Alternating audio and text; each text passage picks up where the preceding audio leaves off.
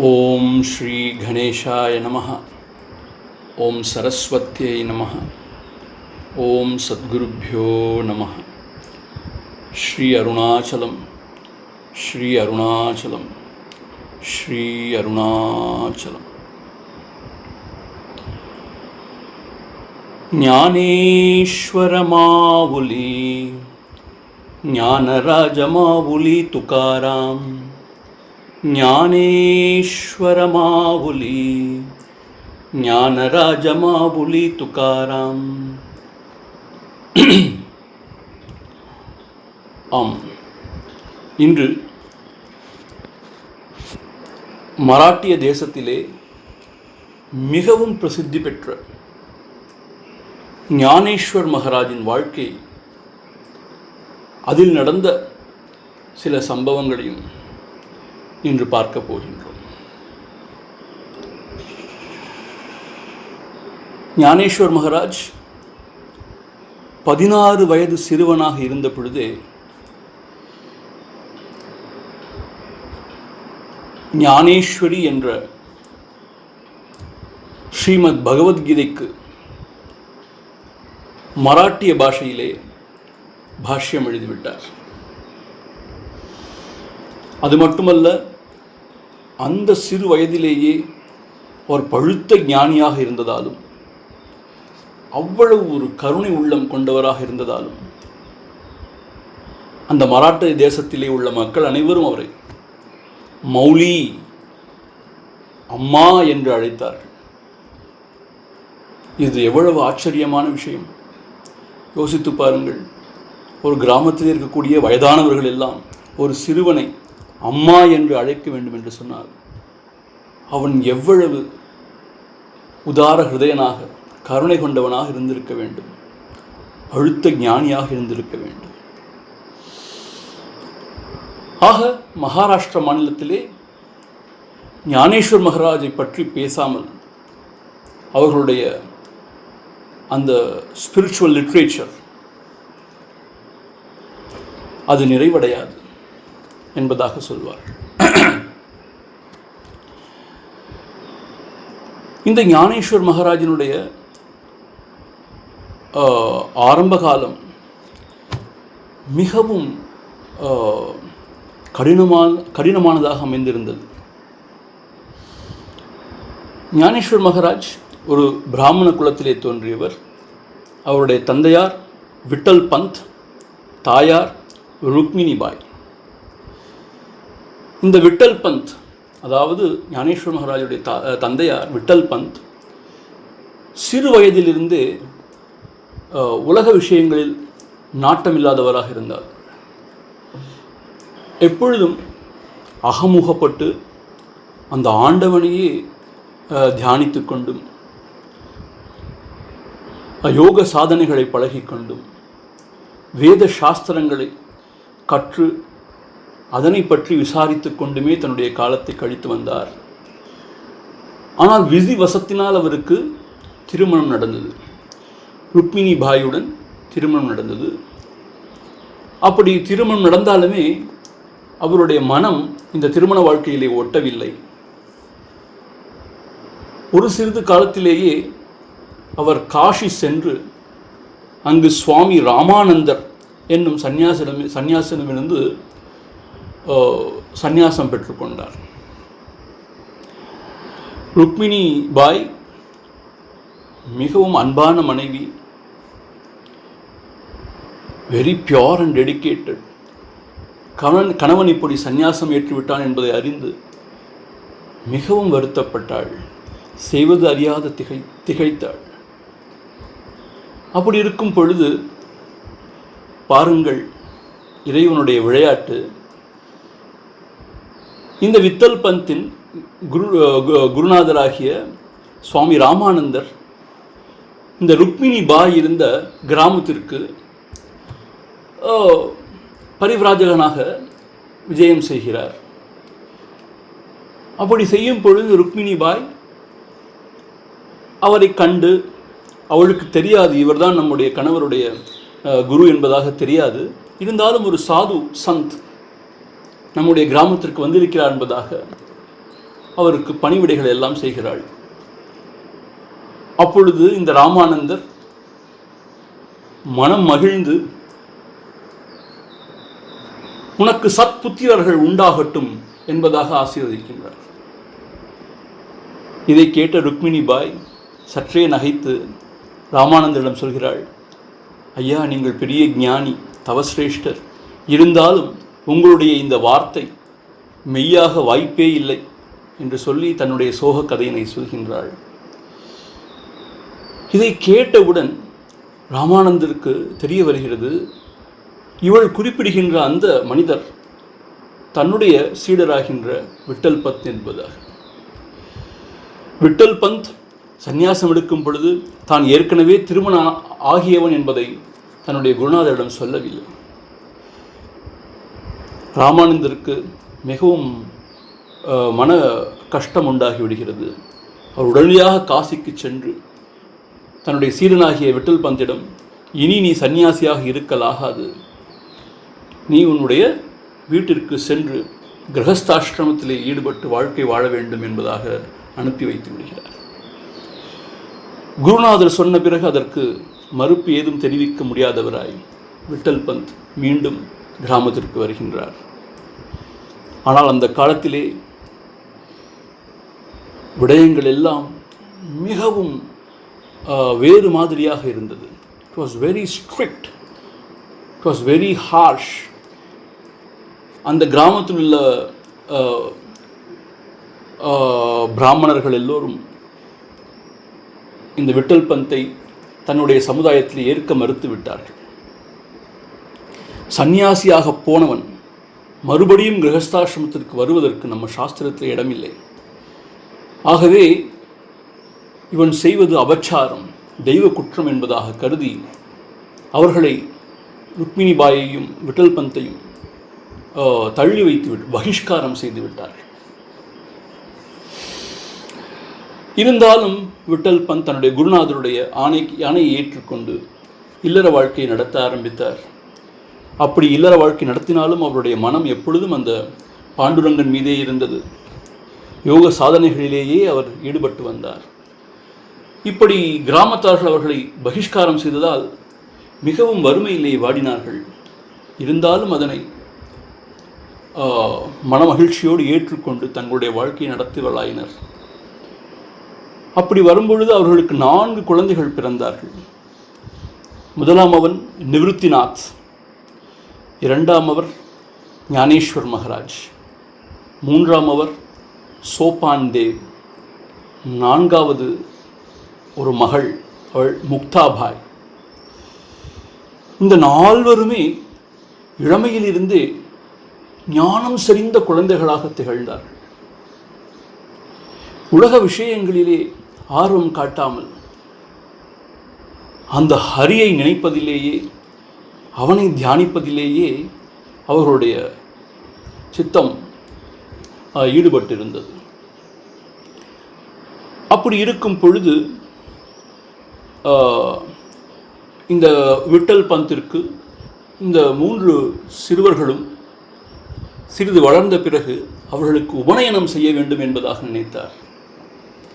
ஆனால் கிராமத்தில் உள்ள பிராமணர்களோ அதற்கு இசையவில்லை. எப்படி இருந்தாலும் சந்நியாசியாகி போய் கிரகஸ்தாசிரமத்திற்கு வந்தவனுடைய குழந்தைகளுக்கு நாங்கள் இந்த சம்ஸ்காரங்களை செய்து வைக்க முடியாது என்று மறுத்துவிட்டார். இவர்களும் எவ்வளவோ கெஞ்சி கூத்தாடினார்கள். ஆனால் இவர்கள் மறுத்தே விட்டார்கள். அப்படி இருக்கும்பொழுது இதற்கு என்னதான் தீர்வு என்று விட்டல் பந்த் கேட்கும் பொழுது அவர்கள் சொன்னார்கள், அந்த பிராமணர்கள், நீ உன்னுடைய உயிரை மாய்த்துக் கொள்வதுதான் ஒரே தீர்வு என்பதாக அவர்கள் தீர்ப்பு சொல்லிவிட்டார்கள். இதனை கேட்டு மனம் நொந்து போன விட்டல் பந்தும் ருக்மிபாயும், சரி அப்படியாவது தங்களுடைய குழந்தைகளுக்கு இந்த உபநயனம் நடக்கட்டும் என்பதாக கருதி அவர்கள் திரிவேணி சங்கமம், அதாவது பிரயாக்ராஜ் என்று சொல்லுவார்கள், அங்கே சென்று தங்களுடைய உயிரை மாய்த்துக் கொண்டார்கள், ஜல சமாதி அடைந்து விட்டார்கள். அப்படி இருந்தாலும் இந்த பிராமணர்களுக்கு இன்னும் மனம் இறங்கவில்லை. அதற்குள் நிவிருத்திநாத் என்கின்ற மூத்த மகனுக்கு நாத சம்பிரதாயத்தை சேர்ந்த ஸ்ரீ கஹனிநாத் என்பவர் இந்த ஆன்மீக வாழ்க்கையிலே அவனுக்கு தீட்சை கொடுத்து விட்டார். ஆக ஞானேஸ்வர் மகாராஜ் கூட தன்னுடைய மூத்த சகோதரராகிய நிவர்த்திநாத்தைத்தான் தன்னுடைய குருவாக ஏற்றுக்கொண்டு தன்னுடைய ஞான சாதனைகளை பழகினார் என்று சொல்வார்கள். நிவர்த்திநாத்தும் மிகப்பெரிய ஒரு மகான், மிகப்பெரிய ஒரு ஞானியாக திகழ்ந்தவர். ஸோ அப்படி இருக்கும் பொழுது அந்த சிறு வயதிலேயே இவர்கள் ஞான குழந்தைகளாக திகழ்ந்தாலும் அந்த பிராமணர்கள் இவர்களுக்கு உபநயனம் செய்ய மறுத்துவிட்டார்கள். இந்த குழந்தைகள் மீது இரக்கமே கொள்ளவில்லை. அப்படிப்பட்ட பாவிகளாக இருந்திருக்கிறார்கள். இவர்கள் கெஞ்சி கூத்தாடிய பிறகு சொன்னார்கள், சரி, உங்களுடைய தகப்பனார் பிறந்த கிராமமாகிய பைத்தானில் சென்று அங்குள்ள பிராமணர்கள் உங்களை தூயவர்களாக ஏற்றுக்கொண்டார்கள் என்று சொன்னால் உங்களுக்கு நாங்கள் இந்த உபநயன சம்ஸ்காரம் செய்து வைக்கிறோம் என்பதாக ஒத்துக்கொண்டார்கள். ஆக இந்த 4 குழந்தைகளும் தங்களுடைய தந்தையாருடைய கிராமம் பைத்தான் அந்த கிராமத்திற்கு செல்கிறார்கள். அங்கே உள்ள பிராமணர்கள் அவர்கள் சொல்கிறார்கள், நீ பசுமாடு, நாய், சண்டாளர்கள் இவர்களை நீ மீண்டும் மீண்டும் வணங்க வேண்டும், அதுதான் ஒரே தீர்வு, அப்பொழுதுதான் நீங்கள் தூய்மையானவர்களாக கருதப்படுவீர்கள் என்பதாக சொல்கிறார்கள். இந்த குழந்தைகள் அதற்கும் சம்மதித்தாலும் அப்படியும் அவர்களுடைய மனம் இறங்கவில்லை. அப்படி இருக்கும் பொழுது ஒரு நாள் இந்த 4 குழந்தைகளும், அப்பொழுது ஞானேஸ்வர் மகாராஜுக்கு 8-9 வயது தான் இருக்கும் என்று நினைக்கின்றேன். சோபான்தேவ், முக்தாபாய் இன்னும் சிறியவர்கள், நிவர்த்திநாத் 1-2 வயது மூத்தவராக இருப்பார் என்று நினைக்கின்றேன். அவர்கள் அந்த கிராமத்திலே நடந்து வந்து கொண்டிருக்கும் பொழுது ஒரு எருமை மாடு அந்த இடத்திலே நடந்து வருகின்றது. அப்பொழுது அந்த கிராமத்து சிறுவர்கள் எல்லாம், இளைஞர்கள் எல்லாம் சேர்ந்து ஞானேஸ்வர் மகாராஜை கேட்கிறார்கள், உன்னுடைய பெயர் என்ன என்று கேட்கிறார்கள். இவன் புதிதாக தன்னுடைய கிராமத்திற்கு வந்திருப்பதால் உன்னுடைய பெயர் என்ன என்று கேட்கிறார்கள். இவர் சொல்கிறார், தன்னுடைய பெயர் ஞானேஸ்வரன் என்று சொல்கிறார். உடனே அவர்கள் எல்லாரும் சிரித்து, ஓஹோ, நீ ஞானேஸ்வரனா, எங்களுடைய இந்த எருவு மாட்டிற்கும் ஞானேஸ்வர் என்றுதான் பெயர் என்பதாக சொல்கிறார்கள். இந்த எருமை மாடு கூட தான் கற்ற கல்வியை தன்னுடைய தலையிலே சுமந்து திரிகின்றது என்று சொல்கிறார்கள். உடனே ஞானேஸ்வர் சொல்ல, அதற்கென்ன, அப்படி இருக்கலாமே என்று சொல்கிறார். உடனே அந்த இளைஞர்கள் எல்லாம் சிரித்து, நீயும் இந்த எருமை மாடும் ஒன்றா என்று கேட்கிறார்கள். அதற்கு ஞானேஸ்வர் சொல்கிறார், ஆம், நாங்கள் உருவங்களிலும் உடல் அமைப்பிலும் வேறுபட்டு இருந்தாலும் எங்கள் இருவருடைய உள்ளத்தில் இருப்பது ஒரே பரமாத்மா தான். ஆம், நீ சொல்வது சரியே என்று ஞானேஸ்வர் சொல்கிறார். உடனே அந்த கிராமத்து இளைஞர்கள் எல்லாம் நகைத்து அந்த எருமை மாட்டினை சாட்டையால் ஒரு அடி அடிக்கின்றார்கள். இதை அடித்து விட்டோம், உனக்கு வலிக்கிறதா என்று கேட்டார்கள். என்ன ஆச்சரியம், ஞானேஸ்வர் தன்னுடைய முதுகை காண்பிக்கின்றார். அங்கே அவர்கள் அடித்த சாட்டையினுடைய அந்த தழும்பு இருக்கின்றது. அவர்களால் நம்ப முடியவில்லை. மேலும் அவர்கள் கேட்கிறார்கள், சரி, நீயும் இந்த எருமை மாடும் ஒன்று என்று சொல்கிறாயே, அப்பொழுது இந்த எருமை மாடு உன்னை போல் வேதம் ஓதுமா, வேத மந்திரங்களை ஓதுமா என்று கேட்கிறார்கள். அந்த சமயத்திலே யாரும் எதிர்பாராத வண்ணம் ஞானேஸ்வர் மகாராஜ் அந்த எருமை மாட்டினுடைய தலையிலே கையை வைத்து, எருமை மாடே, நீ வேத மந்திரங்களை ஓதுவாயாக என்று சொல்கிறார். என்ன ஆச்சரியம், யாராலும் நம்ப முடியவில்லை. அந்த சமயத்திலே அந்த எருமை மாடு ஓம் என்பதாக சொல்லி கட கட கட கட என்று வேத மந்திரங்களை ஓத ஆரம்பித்ததாம். இதனை யாராலுமே நம்ப முடியவில்லை. இதன் பிறகுதான் இந்த குழந்தைகள் சாதாரண குழந்தைகள் அல்ல, இவர்கள் தெய்வ பிறவிகள், இவர்கள் ஞானவான்கள் என்பதாக உணர்ந்து அந்த கிராமத்து பிராமணர்களுடைய மனம் மாறியதாம். அதன் பிறகு அவர்களுக்கு இந்த உபநயன சம்ஸ்காரங்கள் எல்லாம் நடந்ததாக சொல்கின்றார்கள். இப்படி எருமை மாட்டினை வேதம் ஓத வைத்த பிறகு ஞானேஸ்வரனுடைய புகழ் அந்த கிராமம் முழுதும், ஏன் அந்த மராட்டிய தேசம் முழுதும் பரவ ஆரம்பித்தது என்பதாக சொல்கிறார். அந்த சிறு வயதிலேயே 15 வயதிலேயே ஞானேஸ்வர் மகாராஜ் அது மட்டுமல்ல, அவருடைய சகோதரர்கள் சகோதரி இவர்கள் அனைவருமே பழுத்த ஞானிகளாக திகழ்ந்தார்கள். அந்த இளம் வயதிலேயே ஞானேஸ்வர் மகாராஜ் ஞானேஸ்வரி என்று ஸ்ரீமத் பகவத்கீதைக்கு பாஷ்யம் எழுதினார். அது மிகவும் பிரசித்தம். இன்று மகாராஷ்டிர தேசத்திலே பகவத்கீதை என்று சொன்னாலே அது ஞானேஸ்வரி என்பதாகத்தான் இருக்கின்றது. மராட்டிய மொழியிலே அந்த ஞானேஸ்வரி மிகவும் பிரசித்தம். அது மட்டுமல்ல, ஹரி பக்தியை பரப்பியதில் ஞானேஸ்வர் மகாராஜிற்கு ஒரு பெரிய பங்கு இருக்கின்றது. அது மட்டுமல்ல, தீர்த்த யாத்திரை செய்யும் அந்த சம்பிரதாயத்தையும் கொண்டு வந்தவர் ஞானேஸ்வர் மகாராஜ் தான். பண்டரிபுரம், மதுரா, விருந்தாவன் போன்ற பல இடங்களுக்கு இந்த சகோதர சகோதரிகள் தீர்த்த யாத்திரை மேற்கொண்டார்கள். அப்படி இருக்கும் பொழுது ஒரு சமயம் அவர்களுடைய கிராமமாகிய ஆலந்தியில் இருக்கும் பொழுது ஒரு வினோதமான ஒரு சம்பவம் நடந்தது. என்ன என்று சொன்னால், அந்த பிரதேசத்திலே சாங் தேவ் என்று சொல்லக்கூடிய ஒரு பெரிய யோகி ஒருவர் வாழ்ந்து வந்தார்.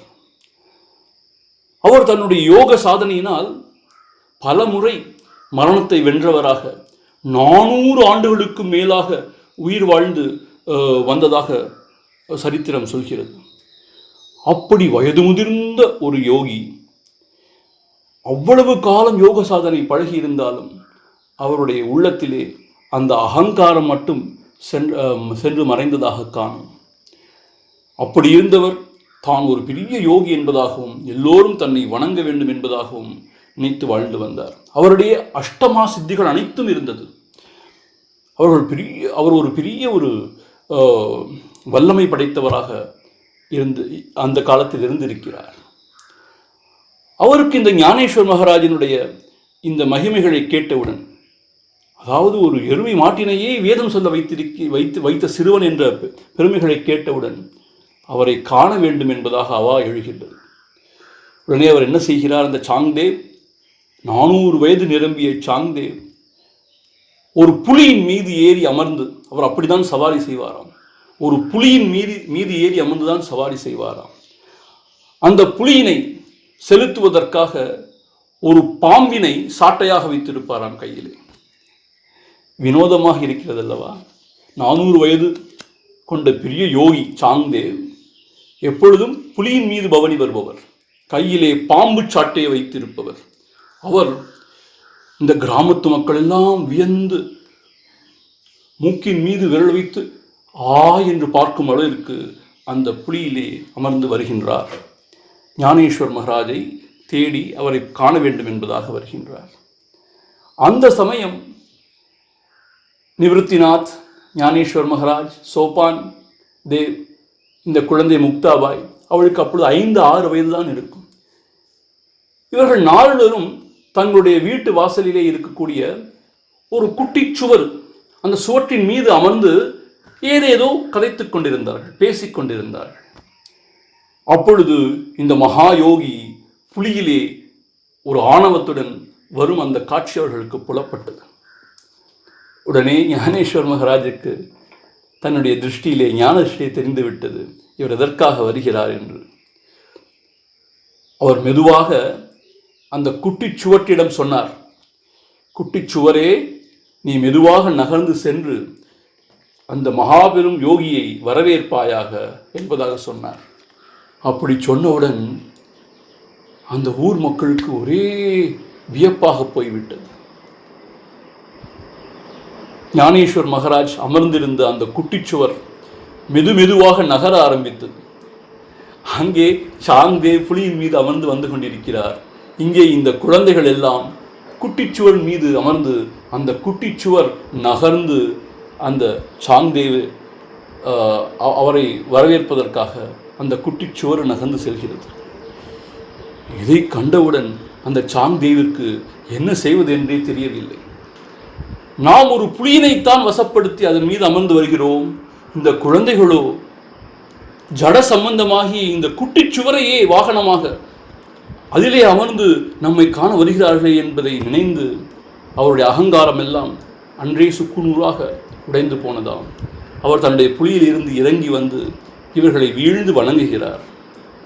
உங்களுக்கு தெரியுமா, ஞானேஸ்வர் சொல்கிறார், எங்களை வணங்காதீர்கள், உங்களுடைய குரு இந்த முக்தாபாய் தான், 5 வயது சிறுமியாகிய முக்தாபாய் தான் உங்களுடைய குரு, அவள் உங்களுக்கு ஞான உபதேசம் செய்வாள் என்று சொல்கிறார்கள்.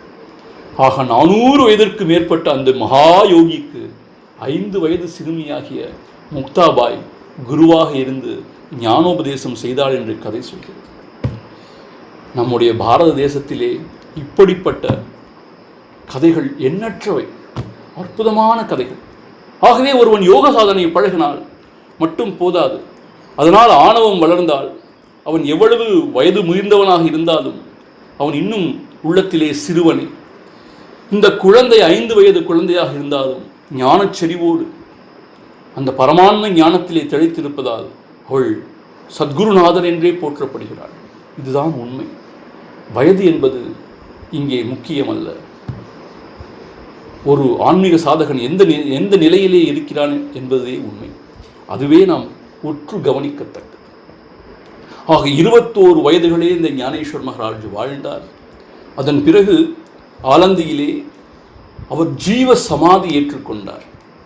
சொல்கிறார்கள், ஒரு கையினை அந்த பாண்டுரங்கனே பிடித்து கொள்ள, இன்னொரு கையினை அவருடைய குருவாகிய அவருடைய மூத்த சகோதரர் நிவர்த்திநாத் பிடித்து கொள்ள, இருவருமாக அவரை அந்த ஜீவ சமாதியிலே அமர்த்தி அதை மூடிவிடுகிறார்கள் என்பதாக கதை செய்கிறது. 21 வயதே வாழ்ந்த இந்த ஞானேஸ்வர் மகாராஜ் அவர் ஆற்றிய தொண்டு, அவர் ஏற்படுத்திய இந்த ஹரிபக்தி சம்பிரதாயம் அது மிகவும் பிரசித்தம். இன்று வரை அது மகாராஷ்டிர மாநிலத்தில் மராட்டிய தேசத்தவர்களுடைய மனதிலே நீங்கா இடம் பெற்று விளங்குகிறது. ஓம் தத் சத். பிரம்மார்ப்பணமஸ்து. கிருஷ்ண கிருஷ்ண கிருஷ்ண.